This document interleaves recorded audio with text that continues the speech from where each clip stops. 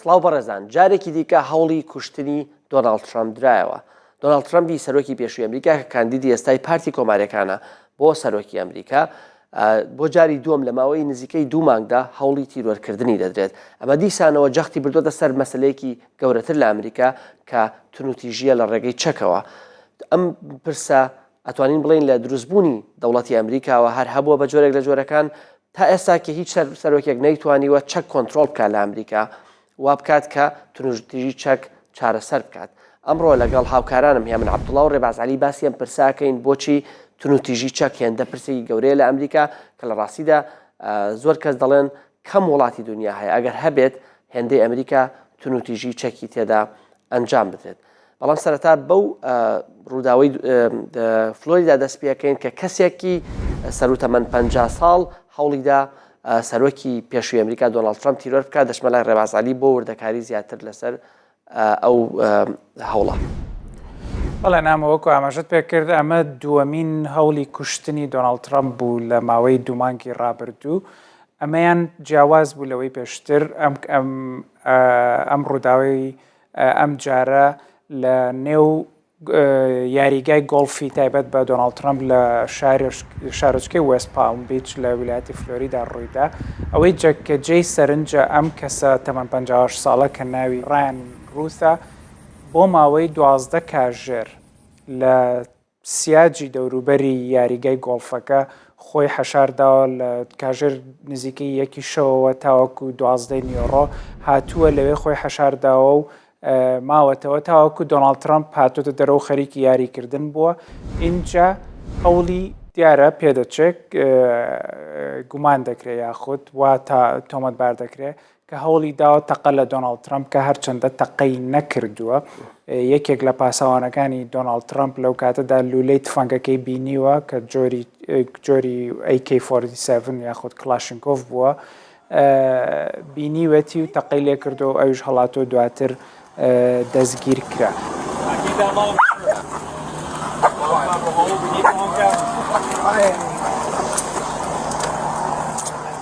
ئەوەی کە جێی سەرنجە ئەم کەسە کەسایەتێکی زۆر سەرنجڕاکێشی هەیە. لە ماوەی چەندین ساڵی ڕابردوودا چەند جارێک ڕوبەڕووی پۆلیس بووەتەوە، چەند جارێک بە تۆمەتی هەڵگرتنی چەک و ئەو شتانە دەستگیر کراوە، چەند جارێک بە تۆمەتی دزی و ئەو شتانە ینی دایمەن کێشەی هەبووە لەگەڵ پۆلیس و لەگەڵ یاسا لە ئەمریکا. بەڵام خاڵێکی لەوە گرنگترەوەیە کە لە دوای دەستپێکردنی شەڕی ئۆکراینە ئەم ڕایانە بڕیار دەدات بچێت بۆ ئۆکراینە و بەشداری ئەو شەڕە بکە وەکو کەسێکی خۆبەخش. مقابلەیەکی زۆر سەرنجڕاکێشی هەیە لەگەڵ ڕۆژنامەنووسێکی نیویۆرک تایمز ساڵی پار ئەنجامیدا. لەو مقابلەیە باسی ڕۆژنامەنووسەکەی نیویۆرک تایمز لێ پرسێ بۆچی چووی بۆ ئەوێ دەتەوێت چی بکەیت؟ ئەڵێ من پلانم ئەوەیە کە خەڵکێکی زۆر لە هەموو جیهانەوە بە تایبەتی ئەفغانی خەڵکی ئەفغانستان کۆ بکەمەوە لە ڕێگەی فڕۆکەخانەی هەولێرەوە لە عێراق یاخود فڕۆکەخانەی هەولێری خۆمان لێرەوە بیان بەم بۆ ئۆکراینە. ئەمە شتێکی زۆر سەرنجڕاکێش بوو بەلای منەوە کە تەنان بەلای ڕۆژنامەنووسەکەی نیویۆرک تایمز شۆ کە خۆی مقابلەی کردووە ئەڵێ زۆر پێم سێر بوو لە خەیاڵێگە چوو لە فانتەسیەگە چوو کە ئەم کابرایە هەیەی ئێوێ چەکداری خەڵکی ئەفغانستان لە ڕێگەی فڕۆکەخانەی هەولێرەوە ببا بۆ ئۆکراینە بۆ شەڕکردن. ئەم کەسە ئێستا دەستگیر کراوە دوای چەند کاژێرێک کە هەڵدێت لەسەر لە دوای ڕووداوەکە کە تەقەی لێ دەکەن دەستگیر کراوە دیارە لێکۆڵینەوەی لەگەڵاکرێت. زۆر لێکۆڵینەوەکان لەسەر ئەوەیە کە ئایا ئەم کەسە بەتەنیا خۆی بووە ئەم کارەی کردووە یان بەشێکە لە موعامەرەیەکی گەورەتر دژی دۆناڵد ترامپ هێشتا ئەوە ڕوون نەبووەتەوە بە تەواوی. بەڵێ ڕێباز بەڕاستی ئەو گۆشەی کە باست کرد ئەم کابرایە یەکێک بۆ لەوانەیە کە هەوڵی داوە کۆمەک و تەنانەت چەکداری ئەفغانی بەرێ بۆ ئۆکراینە زۆر سەرنجڕاکێشە. ئەوەی کە لە ئەمریکا ئەم کەسە یەکێک لەوانەیە کە خەڵک ترسی لێ هەبوو کە کەسێک بێت لە ئەنگلی دیموکراتەکان یاخود لیبراڵەکان بێت چونکە ئەمە کۆمەڵگەی ئەمریکی هێندە ئەکرا زیاتر دابش بکات. بەڵام ئەم کابرایە دیارە کابرایەکی محافظکارە، ینی زیاتر لە کۆماریەکانی کۆماری تەقلیدیەکان نزیکترەوە لە دیموکراتەکان و مێژوشی ئەوە دەرەخات. دەمێ بچمە لای هێمن لەسەر ئەم کەسایەتیە، ئەگەر زیاتر باسی ئەم کەسایەتیە بکەیت و ئێستا ئەگەر باسی ئەوەش بکەیت و کەسێکە لە ئەوروپایت ئەمە چۆن سەیرەکرێت؟ رووسیا وابزانم هەوڵی ئەوە داد کە ئۆکرانیا ببەسێتەوە بە هەوڵی تیرۆرکردنی سەرۆک دۆناڵد ترامپ و سەرۆکی پێشوو دۆناڵد ترامپ، بۆ چونکە دۆناڵد ترامپ خۆ دەزانی هێمنێکێکە لەوانەی کە ڕەخنەی هەیە لە پاڵپشتی ئەمریکا بۆ ئۆکرانیا و دابینکردنی ئەو هەموو ملیارەها دۆلاری ئەمریکی لە ڕێگەی چەکەوە بێت یاخۆ لە ڕێگەی کۆمەکی مرۆییەوە بێت بۆ ئەمریکا بۆ ئۆکرانیا بکوێت. ڕاستە نامەوە پێشەوەی وەڵامیەوە بدەمەوە بە بڕوای من شتێک کە دەیبینین کە ئەو ڕۆژانە ڕوویدا ئەوە بوو کە جاری ڕابردووش باسمان کە لە ناو بەرنامەکەدا هەموو چاوەکان لەسەر کەمالە هاریس بوون، شوەکەی لە ترامپ ستاند بوو، یعنی هەموو خەڵکە باسی ئەوی دەکرد. بەڵام دوای ئەم ڕووداوە جارێکی دیکە لەسەر سینیەکی زێر ئەم برادێکە شتەی کرد چاوەکانی خستەوە سەر دۆناڵد ترامپ. بۆیە دوای ڕووداوەکەش لە یەکەمین دەرکەوتنیدا کە بینیمان دەرکەوت ترامپ لە بانگەشەکاندا وەکو کەسێکی زۆر مرتاح دەردەکەوت و سپاسی کەمالا هاریسی کرد، نەک سوپاس گوتی تەلەفۆنی بۆ کردوم و زۆر قسەی جوانی کردووانە خەڵکەکە هۆی های لێ کرد قەی ناکە قسەی جوانی کردەوە، بەڵام بێگومان ئەمریکا گەورە دەکەینەوە.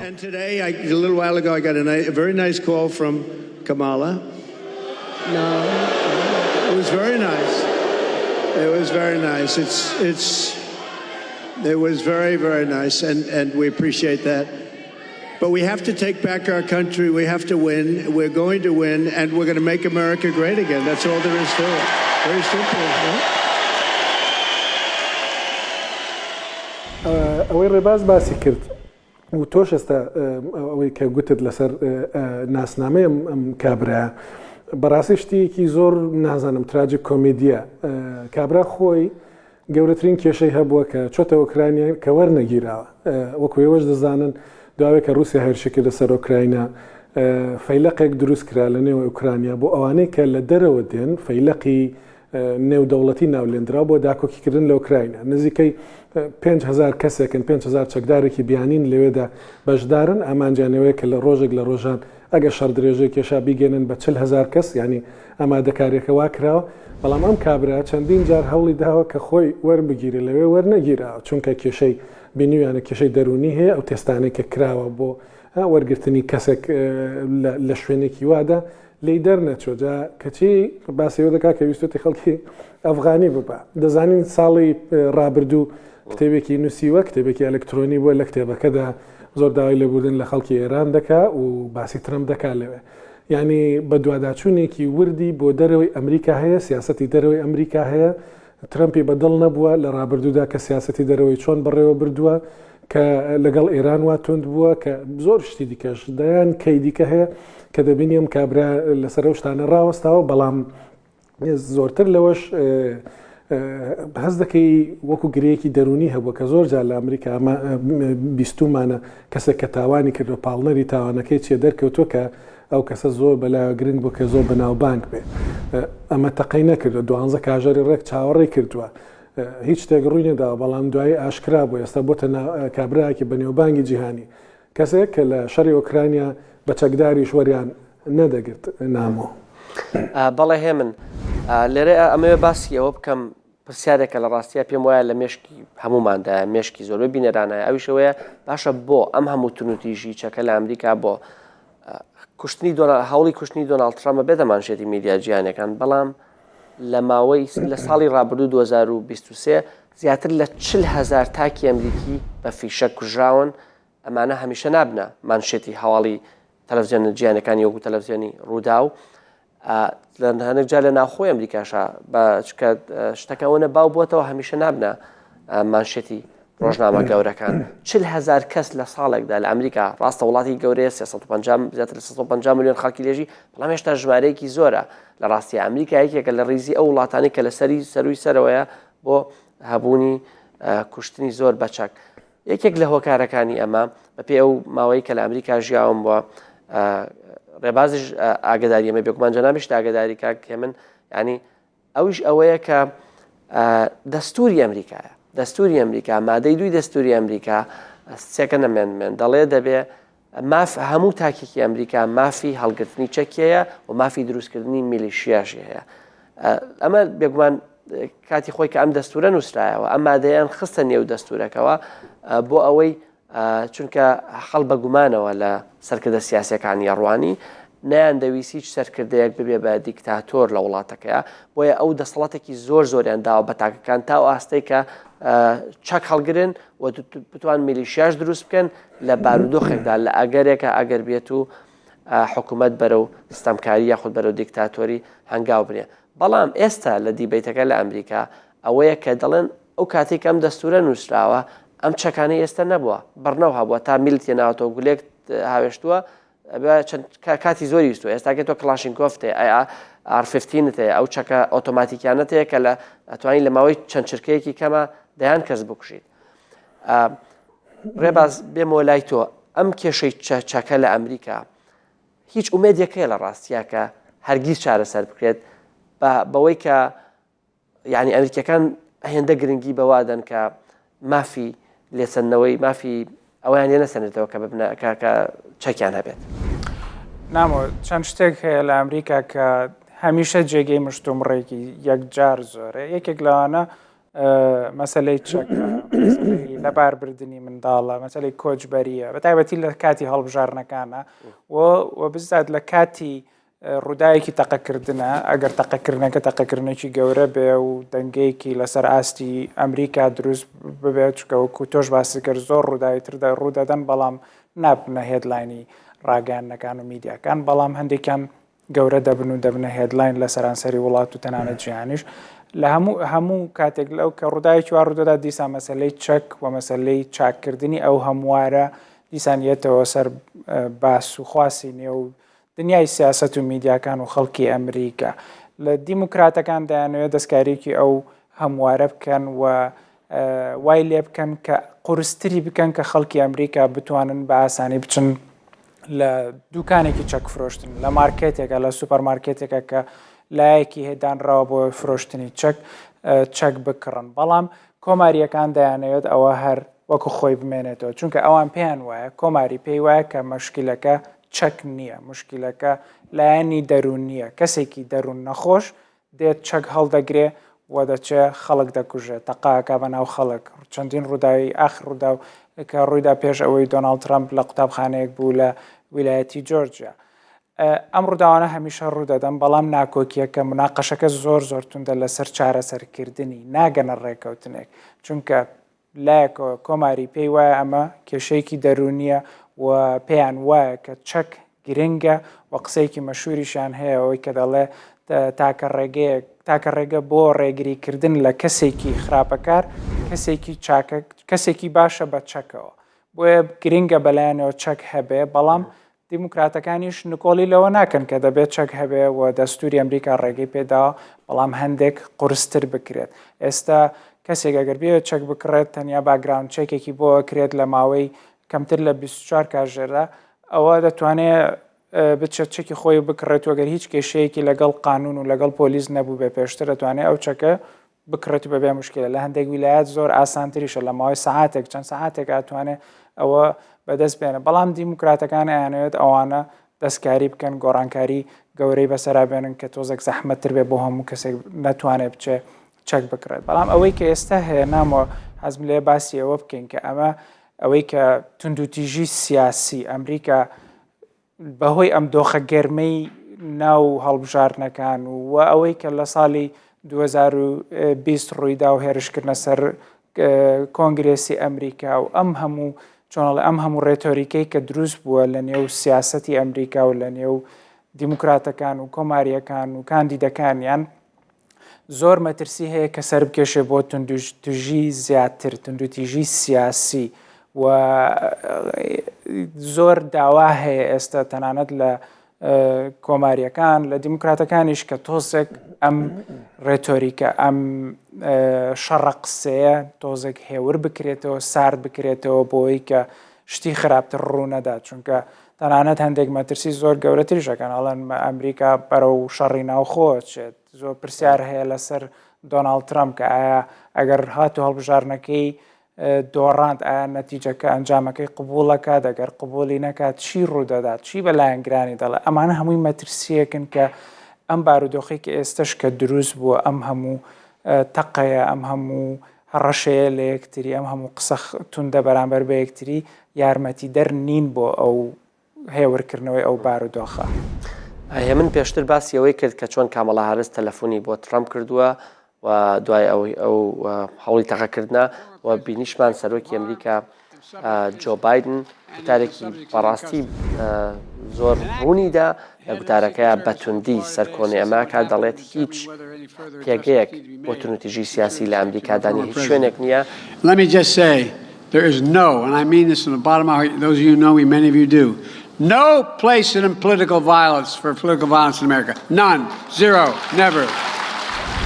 ئەم گوتارە لە ڕاستیە کە بەو شێوەیە بە هەمووان بە سەرکۆنەی ئەم دیاردەیەکەن هەوڵی کوشتنی سیاسی یاخود تونوتیژی سیاسی لە ئەمریکا و ئەو کاریگەری ئەم ڕووداوە لەسەر گوتاری سیاسی کە بچینە لە ڕۆژانی داهاتووە یانی نزیکەی 46 ڕۆژمان ماوە بۆ هەڵبژاردنەکانی ئەمریکا ئەمێ بزانم هێ من کاریگەری ئەم تەقەکردنە لە ترامپ ئەمە دووەمین جارە چییە بێ لەسەر یەکەم شت لەسەر ڕاپرسیەکان ئایا تا ئێستا هیچ کاریگەریەکیە بۆ لەسەر ڕاپرسیەکان لە بەرامبەر ترامپ و لەسەر گوتاری سیاسی لە ئەمریکا ڕاستە هەوڵ دەدرێت بۆ نەرمکردنەوەی گوتاری سیاسی چونکە بەڕاستی ئەو ئەگەر باسی ئەوەش بکە هێ من طبعاً بەشێکی ئەمە لە کاتێکا ڕۆدات کە تویتەر کە سۆشیال میدیا پڕە لە زانیاری هەڵە و پڕە لە زانیاری چاواشە کار کە بە ئەنقەس بۆ بە چاواشەکردنی خەڵبێک بڵاو بێتەوە ئەمێ ڕۆڵی میس ئینفۆرمیشن ڕۆڵی زانیاری غەڵات ڕۆڵی زانیاری چاواشەکەریش لەم ڕۆ باس بکەیت. سپاس دەکەم نامە پرسیارێکی زۆر گرنگە پێشتریش لێت پرسییم ڕاستی تۆزێک بیرم چوو باسی بکەم. ئێستا لێرە و چەند ڕۆژە لە ئەڵمانیا و بڵین لە ئەوروپاش بە دوواداچوونێکی وردی ڕۆژنامەیەکی ئەڵمانی هەیە ناوی زوود دۆیچە چایتونگە لەگەڵ کۆمەڵی خەڵکی تر لێکۆڵینەوەیەکیان کردووە لەسەر ڕۆڵی رووسیا لە بڵاوکردنەوەی زانیاری ناڕاست وەکو تۆ باست کرد بەڵگە یەکجار زۆریان دەستکەوتووە تاوکو ئێستا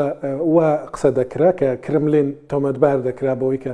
ڕۆڵی هەیە لە بڵاوکردنەوەی هەواڵی ناڕاست ئەمەش کاریگەری لەسەر هەندێک کۆمەلگاکاندانەوە بۆ هۆیشەوە بڕیاردرا ئارتی و دەزانین ئەوانەی کە میدیاین بڵین رووسین و کاریگەری دادنێت لەسەر ئەوروپا ئەمریکا قەدەغە بکرێت بەڵام ئەوەی کە ئەوان دەستیان کەوتووە ئەو لێکۆڵەرانە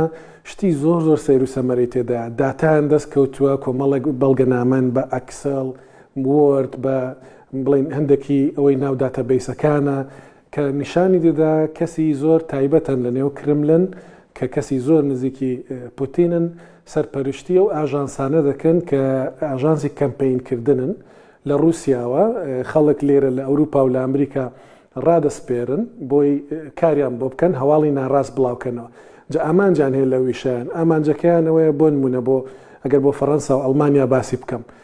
ئامانجانەوەیە کە ڕێژەی ناڕازی بوون یا نائومید بوونی خەڵک بە ئایندە بگەێنە 50%، یعنی کە ڕاپرسی بکرێت لە ئەڵمانیا و لە فەڕەنسا 50% خەڵک وای لەبێ بڵە بەڕاستیەمە ومێدەکمان بە ئایندە نییە. بەو هۆیەوە وا بکەن لە ڕاپرسیەکاندا پارتی ڕاستاژۆی پەرگیری وەکو ئایفد هەیە لە ئەڵمانیا لە دەزانین لە فەڕەنسا پارتەکەی لۆپێن هەبوو ئەمانە بگەنە ئاستی 20% ڕاپرسیەکان خەڵک ئەو ڕای بۆ دروست بێت کە دەبێت دەنگ بۆ پارتانە بدەن. ئەمە لە ڕێ چێوە دەکەن یەکەمین شت پلانێکی جواندا دەنێن کە چۆن بۆ نمونە سپۆتێک بڵاو بکەنەوە سپۆتەکە لە کۆمەلگای بۆ نمونە ئەمریکیدا دەنگ بداتەوە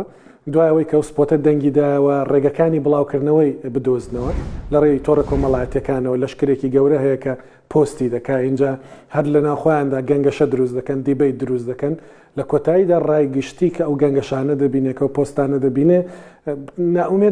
ناومێت دەبێت لەوەی کە ئەم وڵاتە بگۆڕدرێت بۆیە بەرەوچی دەڕوا بەرەو ڕاستاژۆی پەرگیر دەڕوا بەرەو با بڵین کەسی ڕەنگە نزیک لە دۆناڵد ترامپ چەند ڕەنگە خۆشتان بزانن یەکێک لە بەنێوبانگترین کەسەکان لەم چەند هەفتەیەدا کە لە ئەمریکا زۆر بەناوبانگ بۆ لاورا لێمەنی پێدەڵن کچێکی 31 ساڵەیە زۆرتر لە 1 ملیۆن فۆلۆوەری هەیە لە ئەمریکا بەڵام شتی ناڕاست دەڵێ شتی ناڕاست بڵاو دەکاتەوە و ترم پشتی پێبەستوە لە مەسلەی ئەوەی کۆچبەرەکانی هایتی کە سەگ و پشیلە دەدزن و ئەو شتانە دەکەن. ئەم ناومێدیە بەڕاستی ئەگەر بگەڕمەوە سەر ئەو پرسیارێک کە پێشتریش کردت لە ڕێباس کە بۆچی ئەم توندی تیژە بە چەک زیاد دەکە تۆ سەیری نمونەی ئیسرائیلی بکە نامەوە لەوێش چەکەیە لە بەردەستی خەڵکە بەڵام ئیسرائیلەکان لە ناوخوااندا یەکتر ناکوژن قەت ناویستی بە کۆمەڵ یەکێک چوو بێتە نێو قوتابخانەیەک و خەڵکی کوژ بێت لە کاتێکدا زۆر کەسێ لە سیاسەتی ئێستای دەوڵەتی ئیسرائیل ناڕازیە لە سیاسەتی و تونداژۆکانی نێو ئیسرائیل ناڕازێ بەڵام شتیوا ڕوونادا بەڵام لە ئەمریکا ڕوودەدا بۆچی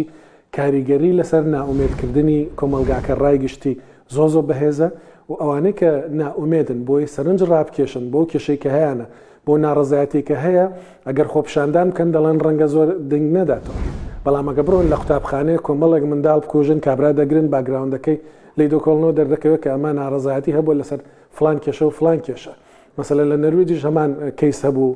کە زۆر بە نێوبانگ بۆ ئەندری بریفینگ یەک دنیا خەڵکی کوشت دوایی دەرکەوت کەم کابراکی ڕاستاژۆی تونداژۆیە بۆی ئەمیشەی کردەوە بۆی سەرنجی خەڵک ڕابکێشە بۆ کتێبەی کە دایناوە مانیفستۆیەکی هەیە بۆ بە قسەی خۆی پاراستنی ئەوروپا و پاراستنی سپیەکان بەڵام بەو شێوازەکە کردی کە زۆر دەنگ بداتەوە زۆر ڕاستە هێمن و هەوڵی تیرۆری سیاسی لە ئەمریکا دیاردەیەکی تازە نیە بە دۆناڵد ترەمپ دەستی پێ نەکردووە بێگومان هەمووتان نەزانن کە ئەمە زۆر کۆنا لە ڕاستیە یەکەم هەوڵی تیرۆرکردنی سەرۆکێک لە ئەمریکا گەڕێتەوە بە ساڵی 1835 کاتێک کەسێک ویستی ئەندرو جاکسن تیرۆر بکات بەڵام سەرکەوتوو نەبوو بەڵام سەرنجڕاکێشترین کەیس بۆ من کەیسی تێۆدۆر ڕۆزڤێلتە سەرۆکی پێشووی ئەمریکا لە بە هەمان شێوە لە کاتی کەمپەنی هەڵبژاردنەکانە گوتارێکە دات یەکەم ڕستەی قسەکەی ئەوەیە بە خەڵکێڵێ بێدەنگ بن دووەم ڕستەی ئەوەیە کە ئەڵێ ئێستا من تەقەم لێکرا ینی بێگومان خەڵکەکە شۆکە بێت و دەسەکات بە گیرفانیە لەسەر دڵی گوتارەکەی دەرێنێ کە 50 لاپەڕەیە و زۆر خەڵک پێیان وایە ئەو گوتارە بۆ تەهۆی ئەوەی کە تێدی ڕۆزڤێلت ئەو گولەیە نەچێتە نێو دڵیەوە چکە گوتارەکە زۆر ئەستور بوو فیشەکەکەی خاو کردبەوە ئەمە بۆچوونی من نییە بۆچوونی زۆر کەسە لە ئەمریکا پسپۆران لەم بوارەوە قسەیان کردووە بێگومان ئەزانن کە ئەبراهام لینکنیش سەرۆکی پێشووی ئەمریکا تیرۆر کرا کوژرا دوای ئەو چەند ساڵێک دوای ئەو کە ئەو کەسە بوو کە کۆلایەتی لە ئەمریکا کۆتایی پێهێنا پاشان کەیسی بەناوبانگی JFK-مان هەیە جۆن ئێف کەنەدی کە ئەویش لە 60ەکان تیرۆر کرا تونوتیژی سیاسی لە ئەمریکا هیچ کەسێک لە ڕاستیە ناتوانێت گەرنتیەوە بکات کە کۆتایی دێت بەڵام هەبوونی ئەم گوتارە نەرمەی کە ئێستا هێوا شاش بەرەو نەرمبوونەوە چێ کەسێکی و کەماڵە هارس تەلەفۆن بۆ ترەمپ بەکاتوەکو هێمن باسی کرد یاخۆت ئەو گوتارەی سەرۆک بایدن کە بە زۆر بەتوندی و بەڕوونی دەڵێ هیچ بە هیچ شێوەیەک نابێت تونوتیژی سیاسی ئەنجام بدرێت لە ئەمریکا زۆر گرنگە بۆ ڕێگرتن لەم دیاردەیە تا جارێکی دیکە و بەرنامەیەکی دیکە شاد و بەختەوەرمێنن.